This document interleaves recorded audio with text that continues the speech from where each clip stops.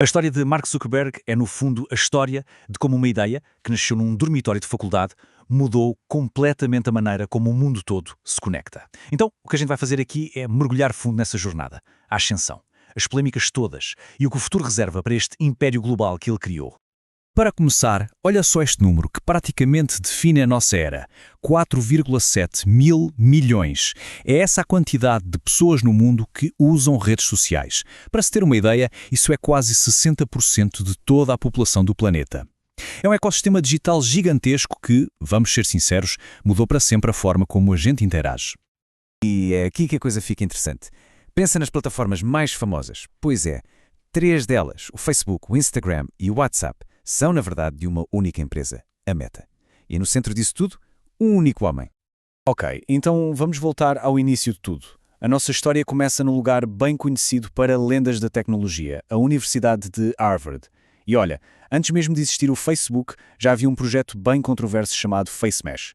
A ideia era simples e polémica.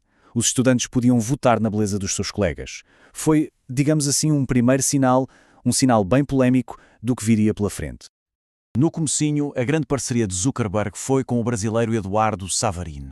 E esta tabela mostra perfeitamente como eles eram diferentes. De um lado, Zuckerberg, o gênio técnico, sabe, totalmente focado no produto, disposto a largar tudo pela ideia. Do outro, o Savarino, o homem dos negócios, preocupado em arranjar dinheiro, mas bem mais cauteloso. E essa diferença de visão, bom, ela vai ser absolutamente decisiva para o futuro da empresa e, claro, para a amizade deles.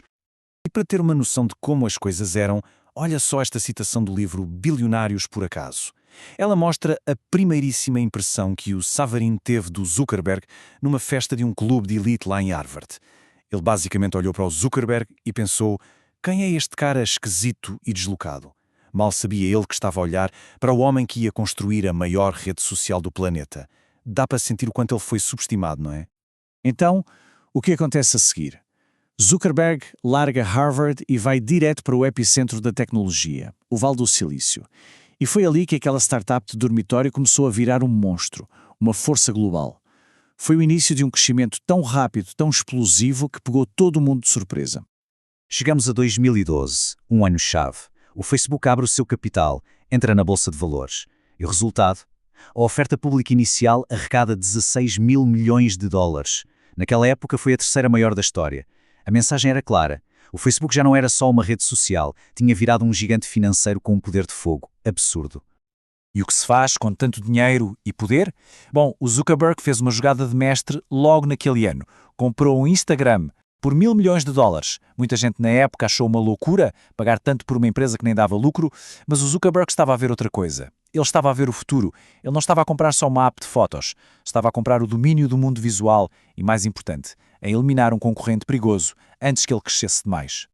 Se a compra do Instagram foi ousada, esperem para ver o que veio a seguir. 2 anos depois, em 2014, uma jogada ainda mais bombástica. A compra do WhatsApp. E o preço? Impressionantes 19 mil milhões de dólares. Pensem nisto. Com essa aquisição, o império do Zuckerberg passou a dominar não só o que a gente partilha em público, mas também as nossas conversas privadas. Foi a consolidação de um controle sobre a comunicação mundial que nunca se tinha visto antes. Mas, claro, um crescimento tão avassalador assim tem um preço. A história de sucesso começou a ficar manchada. Foram surgindo cada vez mais polémicas sobre privacidade, sobre o uso dos nossos dados, sobre o poder imenso que a empresa tinha. Era inevitável. Estava a chegar a hora de um acerto de contas público. E esta cronologia aqui, ela mostra um padrão que começa a ficar bem preocupante. Começa lá atrás, com as acusações de que a ideia do Facebook foi roubada. Depois, em 2012, um acordo com o governo americano para proteger os dados. E então, o terremoto, o escândalo da Cambridge Analytica em 2018. E para fechar, uma multa recorde de 5 mil milhões de dólares, justamente por ter violado aquele acordo de 2012. É uma sequência complicada. As consequências de tudo isto foram pesadas e, claro, muito públicas. O próprio Zuckerberg teve que ir testemunhar no Congresso dos Estados Unidos, uma cena que ficou para a história e que mostrou que o gigante da tecnologia também era vulnerável. A empresa fez pedidos de desculpa no mundo inteiro, mas só palavras não adiantaram. Vieram multas pesadíssimas do governo e processos de acionistas querendo reaver o dinheiro perdido com todos estes escândalos.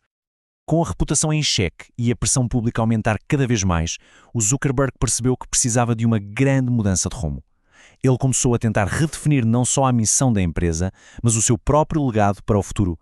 E o grande momento dessa viragem foi a mudança de nome. Em 2021, a empresa Facebook passou a chamar-se Meta. Oficialmente, a desculpa era o foco na construção do metaverso, mas há uma visão mais cética. Muitos analistas acreditam que foi, na verdade, uma jogada de marketing para fugir da imagem negativa que o nome Facebook carregava, principalmente depois do escândalo dos Facebook Papers. Ao mesmo tempo, Zuckerberg tenta construir um outro lado do seu legado, o da filantropia, com a Chan Zuckerberg Initiative. Só que aqui também tem um detalhe curioso. Não é uma fundação de caridade como as outras, é uma sociedade de responsabilidade limitada. E o que é que isso significa? Significa que eles podem não só doar dinheiro, mas também investir em empresas que dão lucro e fazer lobby político. Isso acaba por misturar as coisas, entre filantropia e negócios, o que, claro, gera bastante discussão. Então, para a gente entender de verdade o tamanho do impacto do Zuckerberg, o melhor é olhar para os números. São eles que mostram a escala real do império dele e a influência que ele tem hoje em dia. Vamos dar uma olhada nisso. A fortuna pessoal dele, claro, reflete o sucesso da empresa. Em 2024, o património dele está avaliado em 201 mil milhões de dólares. Isso faz dele a terceira pessoa mais rica do setor da tecnologia e a quarta mais rica do mundo. Ou seja, ele está, sem dúvida nenhuma, na elite financeira do planeta. Mas de onde é que vem tanto dinheiro?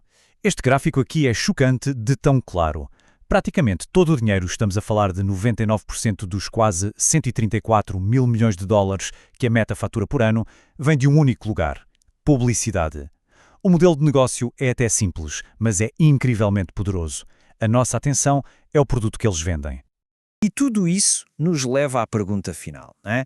A jornada do Mark Zuckerberg, que foi de um dormitório de Harvard para o topo do mundo digital, é uma história cheia de complexidade, cheia de contradições. Por um lado, ele conectou o mundo de uma forma que nunca tínhamos imaginado. Por outro, ele criou desafios gigantescos que a nossa sociedade ainda está a tentar entender como resolver. Então, a pergunta que fica no ar é, no fim das contas, qual vai ser o verdadeiro legado dele?